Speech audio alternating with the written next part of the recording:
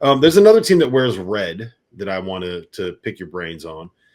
Fanna, you talked about them a little bit last night. I talked about them at length on Saturday night. It is the Texas Tech Red Raiders. Tio, I'm going to start with you on this, man, because one of my favorite games of the season, and I think one of the most impressive coaching performances I've seen so far this year was the game where Grant McCasland got his ass tossed 5 minutes in because JT Toppin was ejected for a ridiculous flagrant two that we don't really have to dive into or relitigate. But then Grant gets tossed, throws a piece of paper into the crowd, loses his mind, tells everybody. He got John Boyd. He made John Boyd. You guys know what John Boy is, right? Oh yeah, guy, baseball guy. He made John Boy for his theatrics on the sideline. And then last night they turned around and they beat Baylor in a game where it felt like Texas Tech never really got out of second gear and won that game by 15 against the Baylor team coming off a win over Kansas. Does Texas Tech have a real chance in the Big 12? T.O., like the more I watch them. Yeah. What? Okay, talk about them. Let's go. Red Raiders, baby. The answer is yes. The answer is yes. JT Toppin, man, I loved watching that kid at New Mexico last year. He gives you somebody inside that could compete. We all know McCaslin can coach. We all know he can coach. Why wouldn't they? Lubbock is back. Lubbock, your vacation destination, is back. It's an insane asylum. We got to get down there. Simply put, we got to get down there. Yeah, guys, I mean, what do you want me to say? They're really good. JT Toppin's incredible. Darian Williams has been awesome for them as well. They're good. They're good. Can they win the Big 12? Yes, it is a watered-down Big 12, but they can win it. They just won at Houston. That is the most difficult game that they're going to play in the Big 12. Like, they just won at Houston. So imagine where they would be right now if they hadn't blown a 14-point lead to Iowa State. Saturday, the game of the day is Texas Tech at Arizona. Yep. I'm over right now. I mean, Arizona, they're 10-1 in the Big 12. Weren't they 4-6? Yeah. Like, that is an amazing in-season turnaround. Amazing. Tommy Lloyd, nobody's talking about it because it's like, well, I still think they're just a good team. But what an incredible, remarkable job in your first year in that league to be at the top of it with Houston. But Texas Tech can make the Final Four.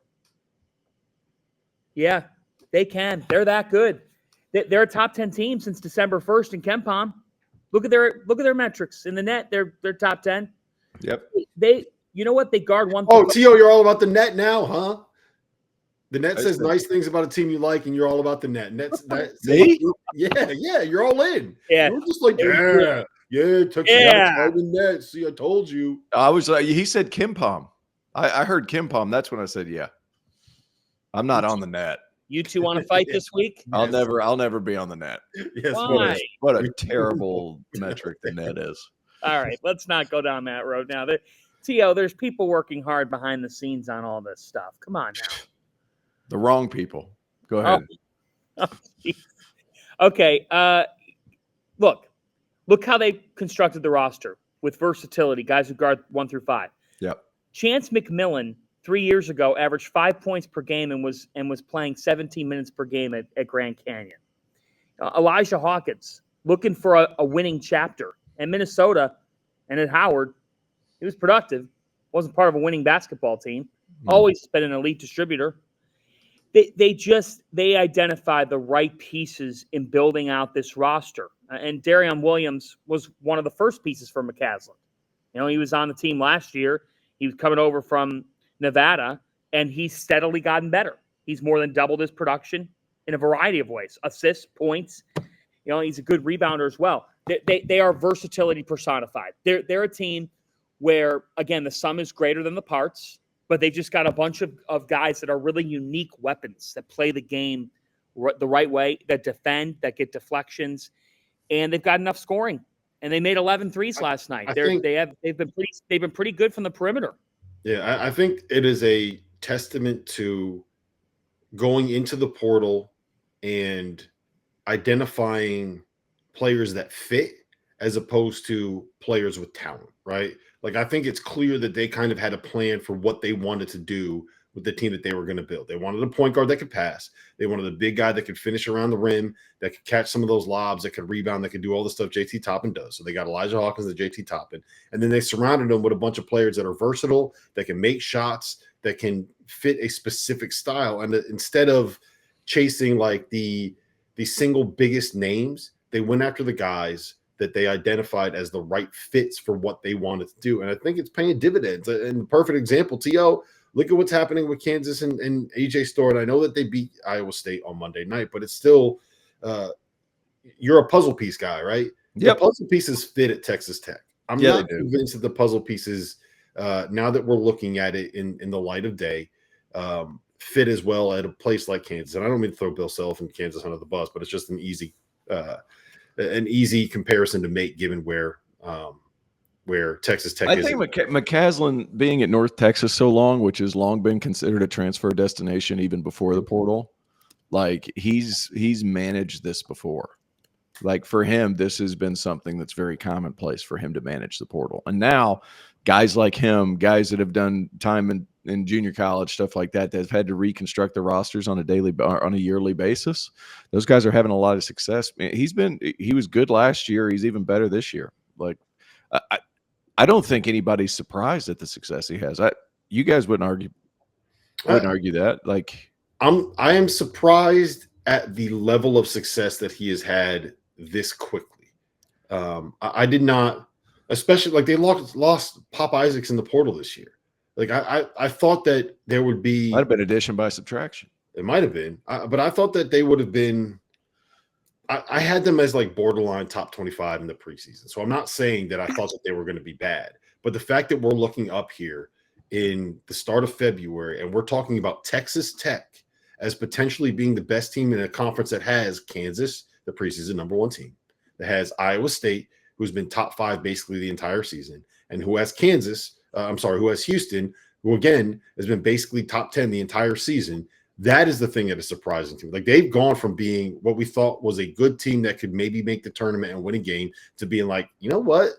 There's like Final Four kind of upside here, fans. Like that's where I'm a little bit surprised. Like it's the Scott Drew coaching tree. Like Grant McCasland wins everywhere he goes. Like that, the fact that they're good isn't surprising me. That they're this good, this quick, that one caught me a little bit off guard.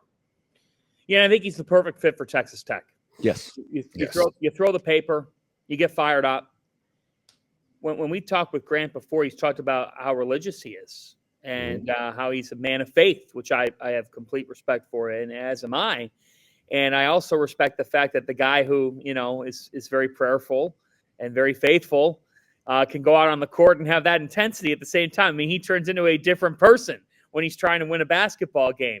I love the intensity. His team plays their butts off. And they've got enough depth. They do. They're able to bring Federico off the bench. He gave him 28 minutes last night. And they get a steady 20 minutes from Christian Anderson.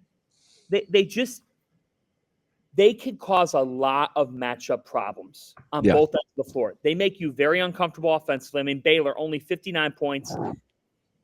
Baylor's been one of the biggest disappointments in college basketball this year. They have been. Baylor has been a disappointment in college hoops. They just haven't been good enough. And Jeremy Roach transfers over.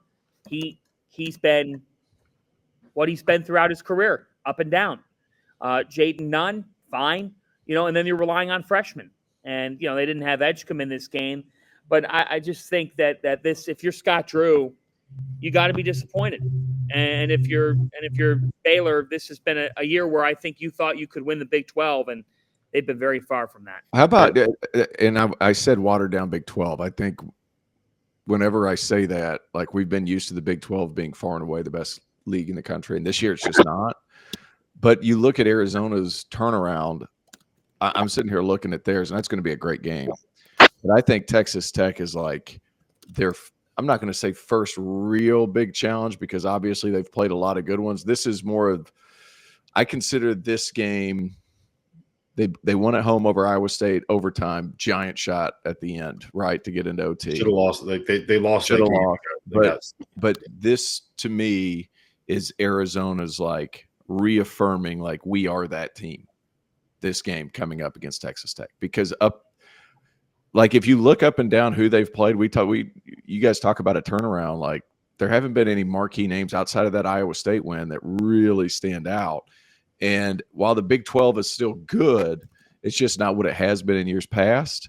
And once you get past, I'm sitting here looking at the rankings in the conference: Houston, Arizona, Texas Tech, Kansas, Iowa State, Baylor's next, and then Baylor down.